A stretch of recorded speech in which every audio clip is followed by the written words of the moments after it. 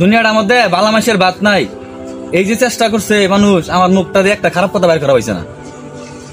সারাদিন খালি মানুষ আমার পিছিয়ে পড়ে থাকে যে কোন সময় আমারে দেখবো আর মুখ দিয়ে একটা খারাপ কথা বের করবো। ছোটবেলাতে বড় হয়েছি, মুখটা দিয়ে একটা খারাপ কথা এলা বের করছি না। এলাকার মানুষের জ্বালায় আর মনে করি যখন বাড়ির টিয়ন যেতেছে না, এলাকা সাইডে দেওয়ান লাগবো, বুঝতে পারছি। এই এলাকা তার ঠাউন যেত না। এলাকার মানুষ যে খারাপ, মানুষের মনের মধ্যে তো আল্লাহর ভয় নাই।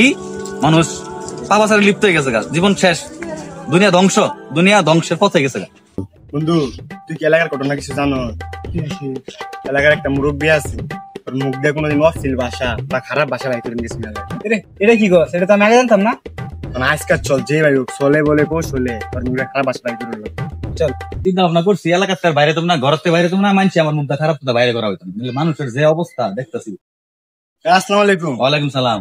ভালো আছো? আলহামদুলিল্লাহ। কাকা আমি তো জ্ঞানী হইলা লোক, নামাজ টামাজ পড়ে। ইনশাআল্লাহ আল্লাহ পাক তোমাকে দোয়া বানাইছে। আন্নের কাছে একটা প্রশ্ন। আচ্ছা, কি প্রশ্ন কও বাবা? আমার কাছে প্রশ্নটা হইলো, কাওয়ারে কালা দিকে আমরা কাওয়া কই। আচ্ছা, কাওয়া যদি সাদা হইতো আমরা কি করে রাখতাম? ভাইস্তা তোমার প্রশ্ন তো খুবই সোজা। কাওয়া যদি সাদা হইতো তাহলে ওর নাম হইতো সাউ। তোবা তোবা, আস্তাগফিরুল্লাহ আস্তাগফিরুল্লাহ।